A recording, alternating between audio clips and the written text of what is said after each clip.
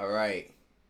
So next we have every story too dark for ESPN. Um, I don't know if I want to know any of these for real. We're gonna see. Nova Henry and her 10-month-old daughter Ava were murdered in their South Loop townhouse in Chicago. Nova's 3-year-old son Noah was there too, but somehow wasn't harmed.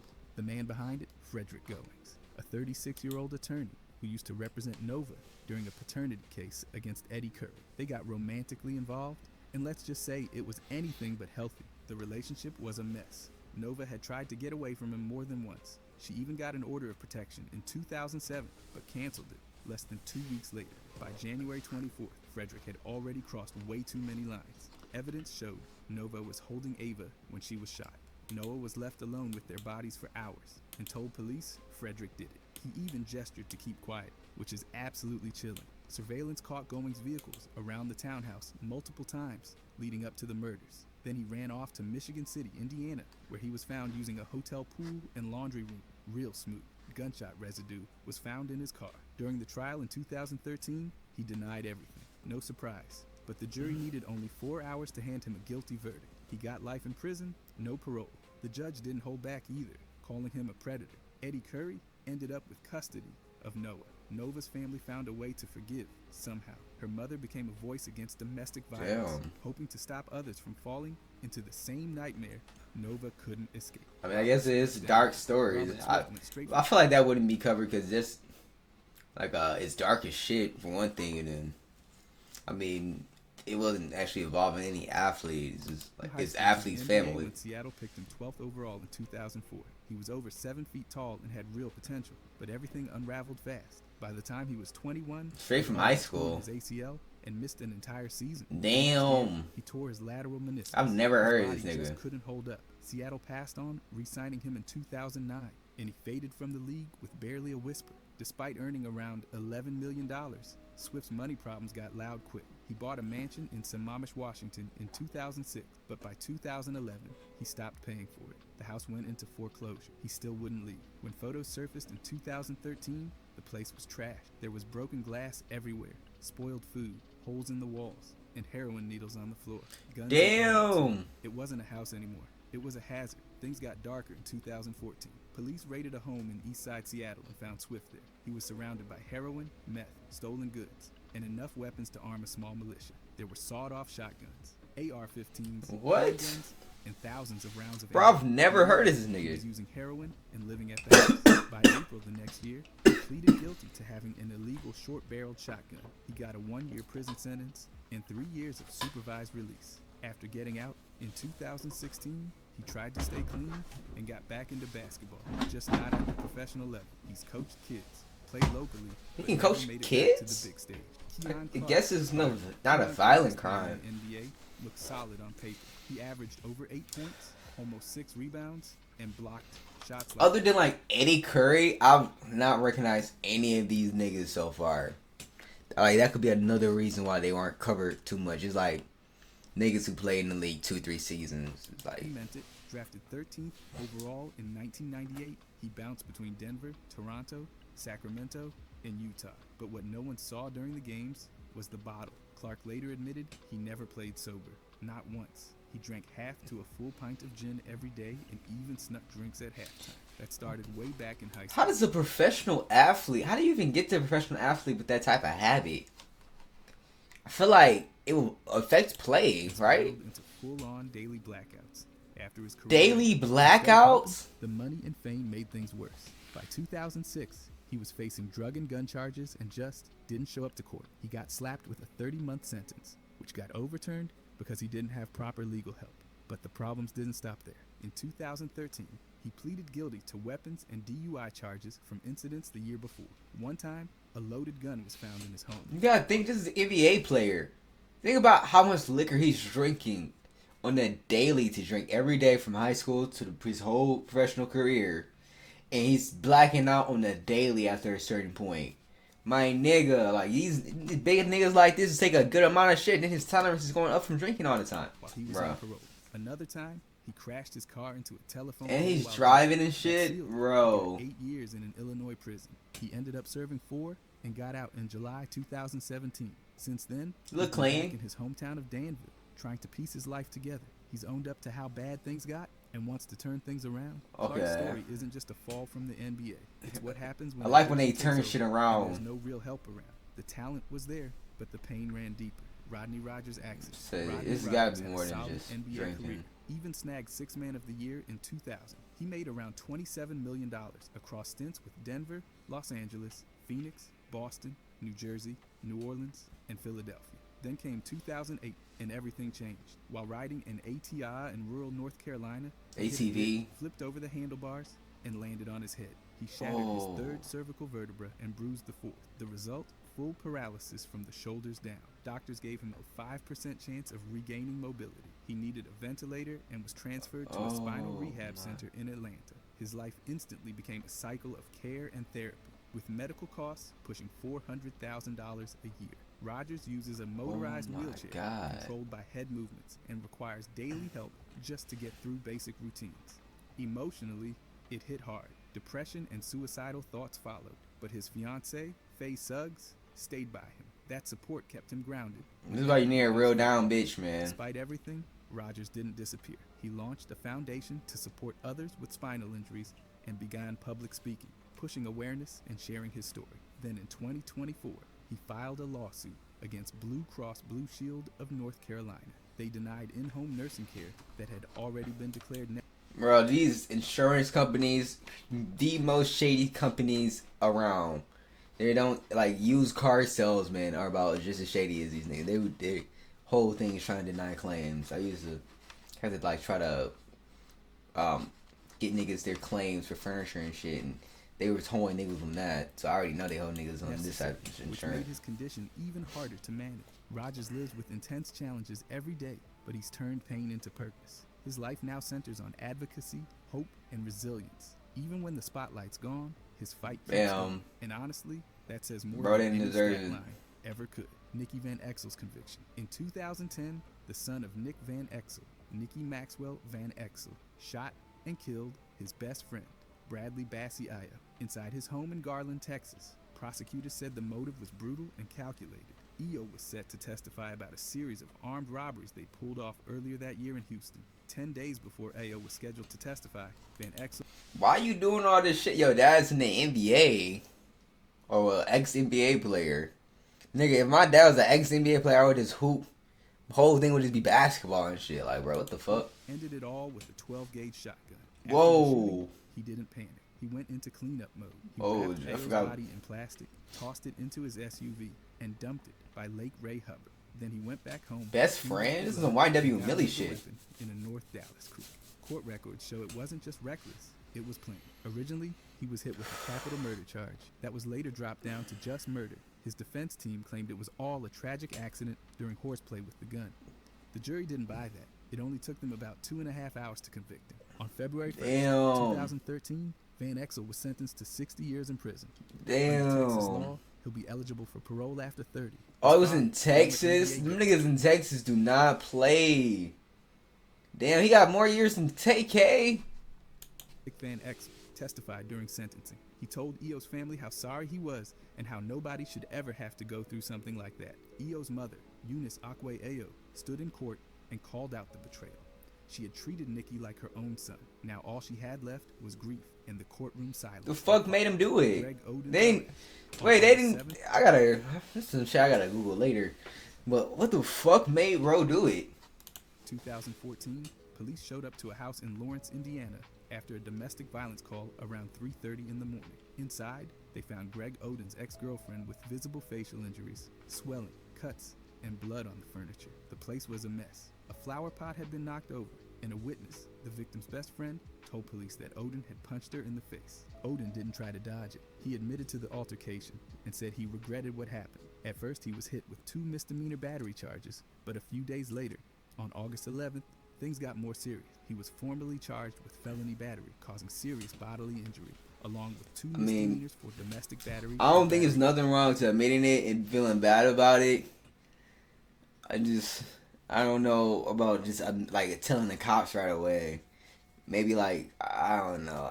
Like probably not doing it in the first place the best way to go about it, to be honest with you, bro. Shit. Causing injury. By December, he struck a plea deal. Odin pleaded guilty to the felony charge, and in exchange, the 3 other charges were dropped. In February 2015, the court sentenced him to 909 days of probation, a $2 million fine, and mandatory domestic violence and alcohol counseling, 26 weeks of each. He was also slapped with a no-contact order. I'm not gonna lie, these athletes be hitting their girls. I don't be getting it. Football players make a little bit more sense to the CTE, and like they always doing physical contact from their sports, so they might transfer more into their shit. The basketball players, like, nigga, it's not even that physical of a sport, and then like these niggas be tall as dog shit. The football players, they stocky, right? They be muscular, but most of the time these niggas similar-ish height for most niggas, right? This nigga is like 7 feet tall, my nigga. Imagine a 7 feet tall giant ass nigga smacking like a 5'6" bitch. Like, bro, this is insane work. The victim. At the time, Odin was a free agent, having played for Miami the season before. His career had already been gutted by knee injuries, which had him in and out of lineups from the start. The arrest only deepened the decline of what was once supposed to be a dominant NBA future. And I was wondering why no other team gave him a chance around this time. Because I remember him on that Heat team. I was like, he was banged up, but every once in a while he'll do a little bit, like, he's not the worst player. I was just wondering why, like, no ass team gave him a chance. PED controversy. Back in 2011, Derrick Rose was at PED. the top of the NBA, an MVP in face of the Chicago Bulls. Then Everyone does PEDs. The magazine dropped and things got weird fast. In it, Rose was asked to rate how bad performance-enhancing drug use was in the league. The scale ran from 1 to 10, and he supposedly said 7. His exact words, "It's huge, and I think we need a level playing field, where nobody has that advantage over the next person." Naturally, that stirred the pot. The media ran with it. Fans debated it, and the league's image took a hit. But then Rose, through the Bulls, backtracked. He said he didn't even remember being asked that question, and if he did answer like that, he must have misunderstood what was being asked. He denied believing there was a PED problem in the NBA at all. Meanwhile, ESPN didn't blink. I'm not gonna lie, my nigga, PEDs, I don't see how that shit even really help you other than like driving to the hoop, playing defense from time to time.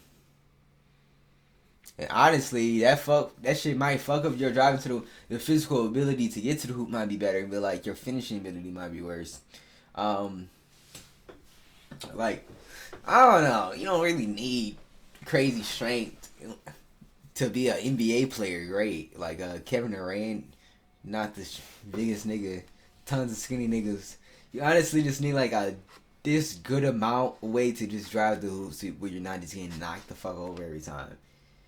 This is like not even really that dark of a fucking story. I feel like this is a nigga is either one or two. Nigga press is lying and he's trying to get some clickbaits. Nigga Derrick Rose ain't hear him all the way. 3, maybe the nigga Derrick Rose said that shit, but it still didn't even sound like he offered the P, even the fake shit or fake or shit, I don't know. It don't sound like he even doing PEDs. He said he needs a even playing field. So if anything, he's calling other niggas out for doing it, not him. They stood by their report, said the interview happened in November. But fuck no, the NBA would never allow ESPN to play some shit like this. It's not fucking baseball or football where like niggas getting busted with this shit out in the open. Either way. And that the quote was accurate. According to them, the reporter got it right, and the quote wasn't taken out of context. So now it was a classic case of player versus publication. No follow-up clarification came from Rose. No correction came from ESPN. The quote stayed in the public record, and so did the denial. It left fans stuck in the middle, unsure whether to take the league's clean image at face value or start wondering what really happens behind the scenes when the cameras are off. I don't know. Like shit. Smooth sailing. Back in 2005, he was sitting in a parked car in Shoreline, Washington, when police rolled up because of the strong smell of marijuana. They searched the car and found about 60 grams of marijuana, some cocaine, and damn. pistol. He got arrested and later the weed is cool. What? 40 grams of marijuana. Fast forward to 2006 in Houston. So he just mostly had weed, and they had a little bit of some other shit on him. Different city, same issue. Kemp was pulled over because his car had no license plate. The officer smelled burning marijuana and the search turned up less than 2 ounces. He was charged with misdemeanor possession and He had less than 2 zip, bro. Just trying to smoke some weed, bro. Weed is legal in most states now. What the fuck? $100 bond. Then came 2000. It's not even that dark. Or the cocaine a little bit, the gun a little bit, but Kemp tracked his stolen cell phone to the Tacoma Mall parking lot. What followed was not your typical lost phone situation. According to reports, a confrontation took place and shots were fired. Kemp claimed he was fired at first and only shot back in self-defense. Initially, no charges were bro was trying to get that fucking phone back, nigga. He wasn't playing about that bitch. filed. But on April 14th, he was formally charged with first-degree assault. In May, he pleaded no. What? Sean Kemp? Wait, let me see. His legal team says the people involved had criminal histories, and Kemp was just protecting himself. His trial is set for May 27th, 2020. Nigga! Whoa! I don't know when this video came out, but I'm past that day. Hold up. I ain't hear shit about this. It's a nigga, at least a Hall of Fame nigga. I think you heard one word about it. Look, let's see if it even pops up when you first type him in. Pleads guilty on Tuesday. Baby mamas. 6 different. Damn. Basketball players be fucking stupid with these comes to these baby mamas. Look, yeah, cannabis shit. Cannabis. That makes sense. Plead guilty Tuesday to second-degree assault over. So he pled guilty to it.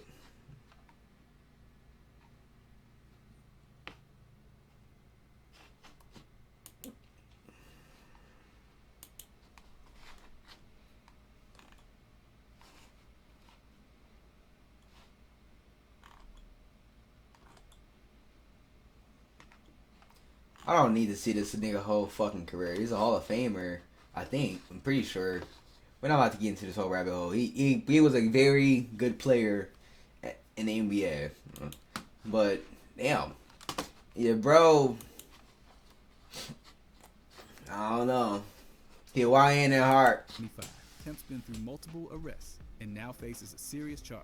From all-star status to courtrooms and controversy, his life off the court has taken a sharp turn. The next chapter depends on how that trial plays out. Anthony Grundy's tragedy. Anthony Grundy had a solid basketball career, but what followed was a downward spiral. In 2011, he got busted in Wake County, North Carolina for habitual impaired driving. This is crazy because around like early 2010s is when I got into all this basketball shit. A lot of these stories going on around this time. I didn't hear about none of these shits. DWI. But instead of facing the charges, in my defense, a lot of these niggas ain't like Sean Cliff and Eric Curry. Probably the only ones I think I would even had a chance to hear about. Country and headed to Ghana. For years, he avoided the U.S. legal system until 2017, when he tried to re-enter through Queens, New York. That did not go well. He was arrested and later sentenced to 2 years in prison. The charges stacked up: felony DWI, 5 counts of skipping court, and 2 probation violations. Damn, New York be on dick like that. 2019. Grundy hit a 59-year-old woman with his car on Dixie Highway in Louisville, Kentucky. He left the scene. The woman didn't survive. Grundy turned himself in 8 days later and admitted he didn't have a license. His car wasn't insured and the plates were expired. Just a cascade of bad decisions that ended with someone losing their life. 5 months after, this nigga didn't give a fuck. What the? He was stabbed during a domestic dispute in Louisville. Police found him on Muhammad Ali Boulevard with multiple stabs. Nigga, it's always Muhammad Ali Boulevard, Martin Luther King Street, Rosa Parks Ave, Malcolm X Drive. Nigga, what the fuck? Stab wounds. He died at the hospital. Oh my god. Grundy's post-basketball life was full of legal trouble, poor choices, and eventually a violent end. He played all over the world and even made it to the NBA. But once the game stopped, everything unraveled. It's a rough reminder that the challenges athletes face after retirement don't always play out in public until it's already too late. I mean, you gotta think about it. Anybody could be good at basketball. Just because you're good at basketball don't mean you're a morally good person. Right? Like you could have them, but vice versa. Like, you could have like a nigga who good at basketball, one of the most morally good people. Nigga, it's like it's a sport. It's like that's not the factor that determines that these niggas is good at basketball. That's your athletic ability. Athletic ability outside like motivation don't really has nothing to do with your moral and all that shit. Richardson's band, Michael Ray Richardson, went fourth Oh, overall 70s. in the 1978 draft and exploded onto the scene. He led the league in assists in 1980, topped the steals leaderboard 3 times. This is like I feel like the time period got the nigga. The time period. I mean, I don't know like if he would have fell back into that shit, but I feel like this is just not like a thing young niggas do anymore. Like coke is not a thing niggas do in this era. Like weed probably be when he would have popped stuck on. Cause any other like popular drug right now, you wouldn't be able to be a professional athlete off of. To be honest with you, coke probably in the short term, I guess they do seem pretty athletic. But Jesus, coke and made 4 crackheads. All-Star games. He even snagged the Comeback Player of the Year in 1985 after entering treatment for substance abuse. But the comeback didn't last. Between 1983 and 1986, Richardson tested positive for cocaine 3 times. On February 25th, 1986, NBA Commissioner David Stern hit him with a lifetime ban. It was the league's harshest move under the anti-drug policy and made Richardson the first active player to be banned for life. At the time, the NBA was cracking down on drug use, and Richardson's case was used as an example of how serious they were. Even after getting... Nigga got busted 3 times with coke. I mean, at one point, I can't get too mad at the nigga, bro. He didn't give up basketball. The commissioner for banning him. Overseas and played in Italy, Croatia, and France all the way through 2002. After that, damn, crazy durability. Like the CBA. I guess he could have kept playing off that shit. I don't know. You gotta think. This nigga was drafted 1978 with the 4th pick. Richardson released a memoir called Banned. It digs into everything. His rise, the addiction, and what came after.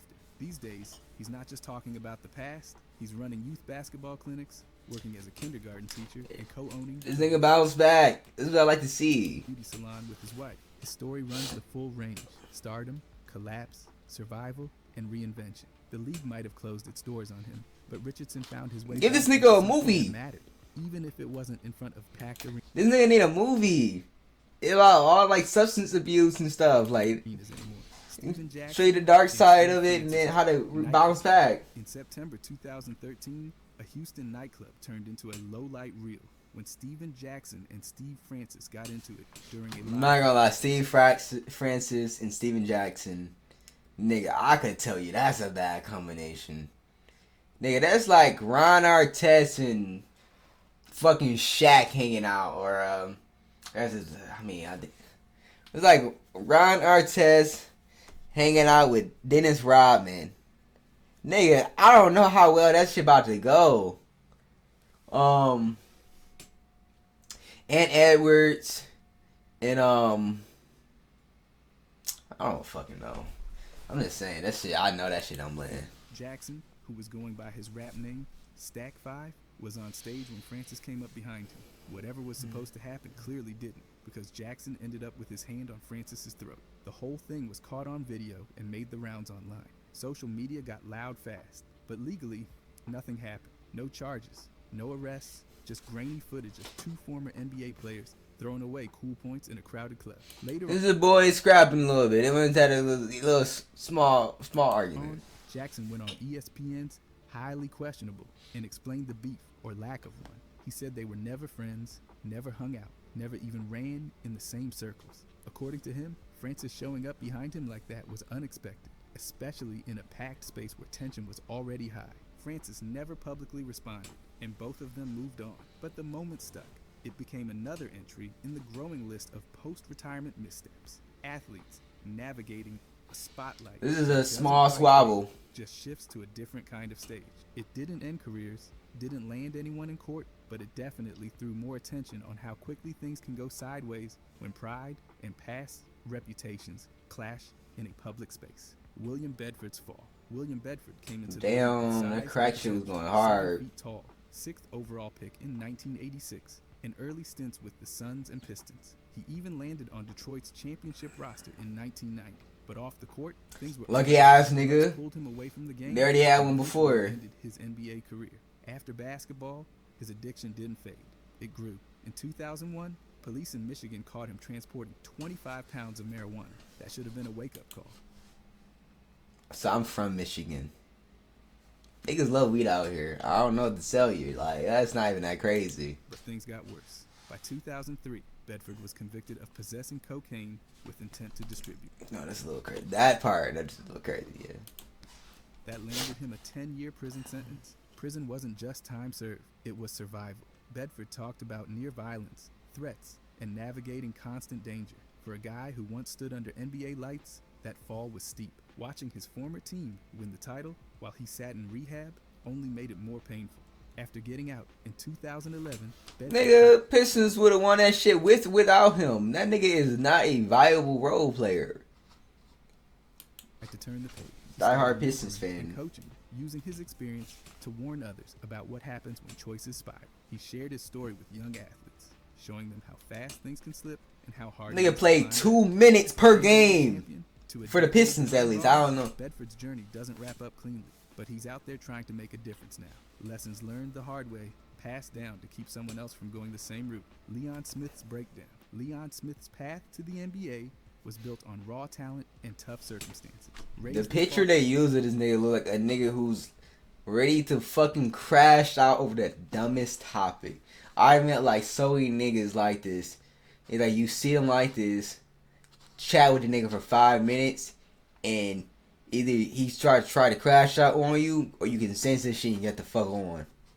Foster care after being removed from his home at 5, he became a high school standout in Chicago, averaging over 25 points and 14 rebounds a game. The San Antonio Spurs took him 29th overall in the 1999 draft, then traded him to Dallas. Once with the Mavericks, things unraveled. Smith refused to play in the minors or overseas, demanding an NBA roster spot. That friction with the team,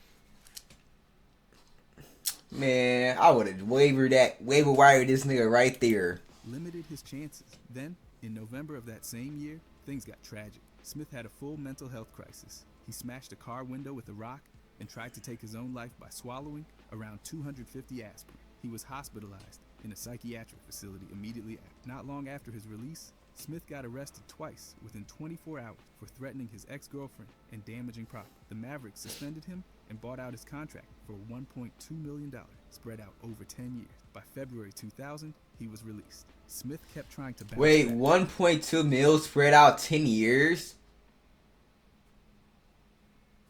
I don't know. Minor leagues, had short stints with Atlanta and Seattle, but never locked in a permanent role. His journey showed how the NBA spotlight can blindside players who aren't prepared mentally or emotionally, and how fast promise can fade without support. The league often talks about development, but for Smith, the lack of structure off the court proved more damaging than anything on it. Talent got him there. The absence of care kept him from staying.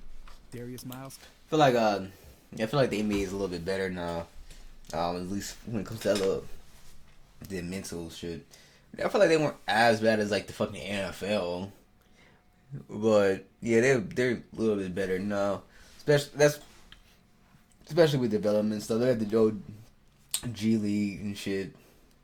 collapsed. Darius Miles came into the NBA as a teenage phenom and walked away with $62 million in career earnings. But by 2016, he was filing for bankruptcy. His reported assets sat around $460,000, while his debts ballooned past $1.5 million. Nearly $300,000 of that was owed to the IRS. Bad investments and legal problems drained him. One of those legal issues came in 2011. Miles was arrested at Lambert, St. Louis International Airport after security found a loaded gun in his carry-on. He was booked for unlawful use of a weapon. After 2001, you know you're just fucking up if you're doing any crazy shit at airport. Already bruised by injuries in a career that fizzled out too soon. But the biggest blow came off the court. In 2018, Miles published a brutally honest piece in the Players Tribune. He wrote about battling depression and the overwhelming grief that followed his mother's death. For the first time, he publicly laid out how lost he'd felt without basketball. and without any kind of emotional anchor. Damn. Since then, Look, I do understand that, like, so much of your identity is connected to that sport. God, think about it. This nigga played basketball probably his whole life, professionally organized at a high level schedule throughout the year long. So much of your identity, how you socialize, your friends are made, like so much of it's connected to just the sport. When you retire, like the most you can get to that after that point is go to another fucking league, which is at that point you didn't even fucking retire, or coach or some shit. But all those is just ways to try to rekindle what you once had, because you had a passion to that, but you can't ever perform at the highest level ever again, being past your prime and shit. But yeah.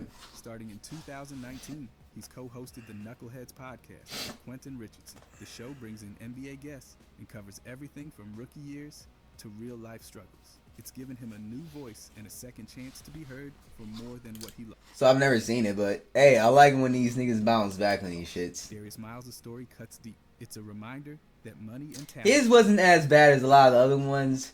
Like, if there's a dark NBA story or some shit, I would prefer it's something like this than like they got arrested and went to jail for 10 years or something. This nigga he was just bad with his money a little bit. Don't shield you from pain, and that what happens after the final buzzer can be just as hard to navigate as anything on the court. Luther Wright's breakdown. Luther Wright stood 7 feet 2 and was drafted 18th overall by the Utah Jazz in 1990. Damn, 7'2"? He had size, athleticism, and every reason to thrive. But his NBA career ended almost as fast as it started. Crazy frame. In the season, things went sideways. In January 1994, he was found at a rest stop near Salt Lake City, smashing garbage cans and breaking car windows. That meltdown... Nigga! It's like the third or fourth nigga on this list to be breaking car windows. These niggas are huge too. So I'm like, bro, I know like first thing somebody thought is to shoot the nigga. It is not to like stop him physically. Doctors diagnosed him with bipolar disorder, and not long after, the Jazz let him go. After that, Wright's life spun out. Substance abuse took over. He ended up homeless, wandering streets with no plan, no resources, and no real help. At one point, he lost 2 toes to frostbite while living outside. He went from NBA courts to sleeping rough, just trying to survive each day. Eventually, Wright found something to hold on to. He connected with Morning Star Community Christian Center in Linden, New Jersey. Through the church, he got a support system and a reason to keep going. He also wrote a book, Perfect Fit, where he opened up about the struggle, the collapse, and the attempt to find peace. His story isn't about a comeback. Niggas really be struggling out here. Clawing back from nothing, from mental illness and addiction, and learning. That mental health be important. Steep, but his survival is something most people. Damn, nigga playing his Shaq too. But he's still standing, still speaking, and still fighting to stay steady in a life that started with nothing and spun out of control fast. Melvin Turpin's suicide. Melvin Turpin was named at the University of Kentucky, where he earned All-American honors and helped take the Wildcats to the Final Four in 1984. That same year, he was drafted 6th overall by the Washington Bullets and then traded to the Cleveland Cavaliers. But his pro career never lived up to the college hype. Turpin played 5 seasons in the NBA with Cleveland, Utah, and Washington. He averaged 8.5 points and just under 5 rebounds per game, but constant struggles with weight slowed him down. What should have been a dominant career as a 7-footer faded into the background fast. After the league, Turpin lived quietly. He took a job as a security guard, including a post at the University of Kentucky Hospital. People described him as kind and approachable, someone who didn't talk much about basketball, but didn't push people away either. On July 8, 2010, Turpin was found dead in his Lexington, Kentucky home from a self-inflicted gunshot wound. He was 49. The coroner confirmed it as suicide, but no note was publicly reported. His death shocked the Kentucky basketball community. Former teammates and coaches remembered him as gentle, talented, and deeply private. Turpin's story points to a bigger issue: the quiet battles many former athletes face after the game. Fame disappears. The routines vanish. The spotlight moves on. For Turpin, the silence became too much. His death left questions unanswered, and another reminder that success on the court doesn't always mean peace off of it. Walter Davis's addiction. Walter Davis was one of the smoothest scorers the NBA had in the late 70s and 80s. 6-time All-Star, face of the Suns, and a master of the mid-range game. I don't know any Suns greats other than like Kevin Johnson and Charles Barkley or Steve Nash, Mark Stein. Like I don't know. This Suns is like such a forgettable franchise at times. Devin Booker. I guess I do know more than this one. But couldn't hide. In December 1985, after torching Golden State for 43 points, Davis checked himself into rehab in Pasadena. He admitted he was struggling with cocaine and alcohol, owned it publicly, and said he wanted to get clean. After a 29-day stay, Davis came back in January 1986 and kept playing well, but it didn't last. By April 1987, he relapsed and ended up back in treatment. During that period, the league was already under pressure from a growing drug scandal, and Davis's name got pulled in. He wasn't charged, but his testimony led to the indictment of several Suns players. Damn, he snitched. Without pay for the what? game of that season. Ain't no way you snitch. At the time, made things simple. A third violation could mean a lifetime ban. Oh. The Suns still brought him back the next year. No, I get it. Nigga not trying to lose his career. Scandal, his performance slipped. After the 1987 to 88 season, they let him walk. He finished his playing days with Denver and Portland before retiring in 1992. Afterward, Davis patched things up with Phoenix, joined their broadcast team, and scouted talent. The Suns retired his number. It's not even that bad.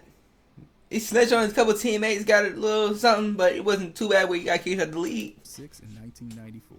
In 2024, he was posthumously inducted but he into the Hall of Fame. He didn't go all out. Showed what grace looks like on the court and how hard it is to carry that same grace off of it. Chris Gatling's scam. Chris Gatling, once an NBA All-Star, known for his hustle and mid-range touch, ended up with more headlines off the court than he ever did on it after retirement. In December 2017, he was sentenced to 2.5 years in prison for running a telemarketing scam that specifically targeted elderly victims in Arizona. My nigga, that's such like a scheming ass crime. Like targeting elderly people in Arizona with a telemarketer scam. My nigga, is this Ed from Ed, Ed and Eddie? What is this shit? 2014 through February 2015, Gatling promised fake website packages to seniors, telling them they'd earn passive income each month. It was all lies. He collected over $155,000 from 12 victims. Some gave up their life savings. Instead of delivering, what a dickhead. He used the money on himself. Clothes, restaurants. What a dickhead. He over here robbing old people for clothes and fucking food. I mean, that's not... I know that when they say clothes and restaurants, and I mean, you know, he's not buying just like regular clothes and food to survive. He's fucking buying Louis V. Buying Gucci, some crazy shit. But what was promised? The court hit him with more than prison time. He was also ordered to pay back $167,000 and will be on probation for 3 years once released. And this wasn't even his first post-NBA legal mess. Nigga. In 2013, he got caught illegally living in a Paradise Valley home he didn't own, then trying to rent it out like he did. He pleaded guilty to theft and forgery. My nigga, what is he on? Gatling's fall is another reminder of how badly things can go when the structure of pro sports disappears. From all-star... Nigga's really only good at one thing. That's hooping. Like, bro, what? How far we have made in life for our hooping? His path shows how the spotlight can fade into shadows real fast when decisions start spiraling. Terry Furlow's crash. Terry Furlow was 25 years old and coming off the best season of his NBA career when it all ended. On May 23rd, 1980, he was driving his 1979 Mercedes-Benz at around 120 miles per hour on Interstate 71 near Lindale, Ohio. He lost control and crashed into a utility pole. The collision killed him instantly. The autopsy told a brutal story. Cocaine and Valium were in his system. Open beer cans and marijuana were found in the car. The combination... Oh my god. This nigga was high off of crazy. This nigga was crazy crossed. Battling more than defenders, Furlow had just averaged 16 points and 4 assists in 55 games for the Utah Jazz during the 79 to 80 season. It was his 4th year in the league after playing for Philadelphia, Cleveland, and Atlanta. He had been a star at Michigan State, leading the Big Ten in scoring during his senior year. I'm sick of this nigga from Michigan. Use was already a growing problem. Michigan or Ohio. Damn. And Furlow became one of the earliest high-profile examples of how deep it ran. His death sent shockwaves through the basketball world. Magic Johnson, one of his closest friends, was a pallbearer at his funeral.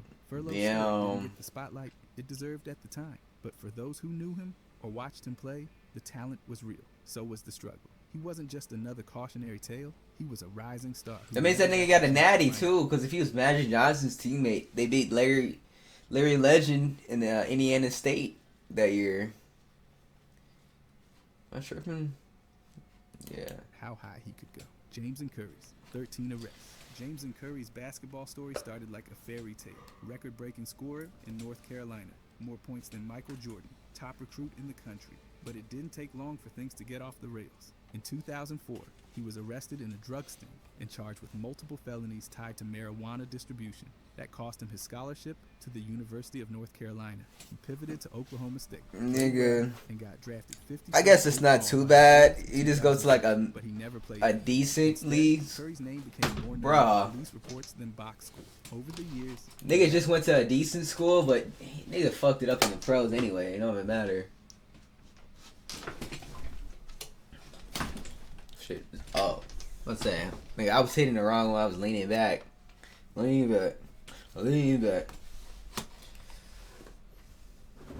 Nigga was in the police reports more than the box score, my nigga.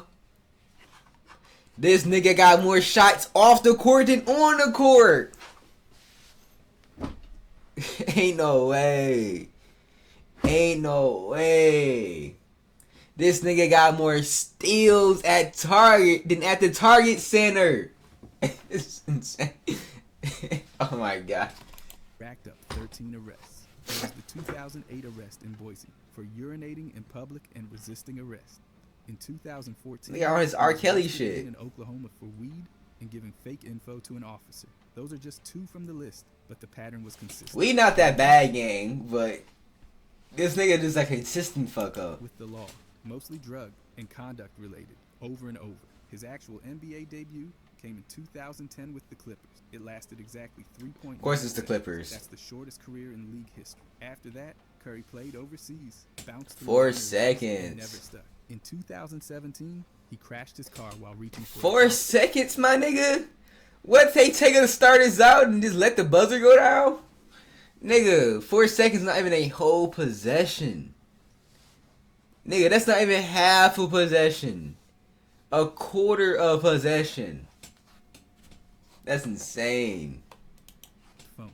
The wreck left him with broken ribs and a fractured back. It ended any thought of another comeback. He's since worked as a truck driver and youth coach, trying to give back and rebuild. But those 13 arrests, they follow his name around louder than that record-breaking high school stat ever did. A career that should have been about points turned into one about missed chances. Len Elmore's warning. During his time in the NBA in the 1970s, Len Elmore wasn't just another big man in the paint. He was also one of the few voices willing to talk about what was really going on behind the scenes. And what he saw was clear. Activist. Drug use was everywhere. Elmore has openly described how substance abuse, especially cocaine, ran through locker rooms during that decade. It wasn't just a few isolated cases, it was cultural. Players used it casually, even openly, and the league had no serious enforcement or structure to deal with it. That era of the NBA was flashy on the surface, but underneath, addiction and recklessness were taking root. This wasn't a basketball problem alone. It mirrored what was happening. It's a in the cultural NBA at thing time. around the whole When the country, NBA yeah. It's an era food, problem. Stress and money collided. The effects hit hard. Elmore's accounts matched what journalists and insiders later confirmed. Players were spiraling, and the league Is had it? no You plan. understand? It was like it ravaged black communities throughout the whole 70s, and a lot of these players are from black communities, you know, inner city communities. So they were introduced to it around in some type of way.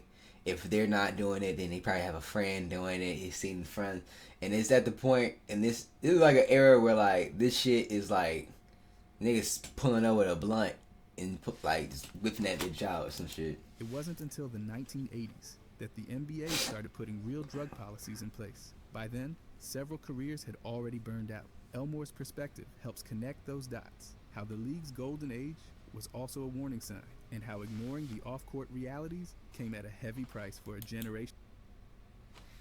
Great video, my nigga. It was. I don't know if I've heard any of those stories like that. It really Like dead ass. I don't know if I actually hear any of these stories before. That's insane.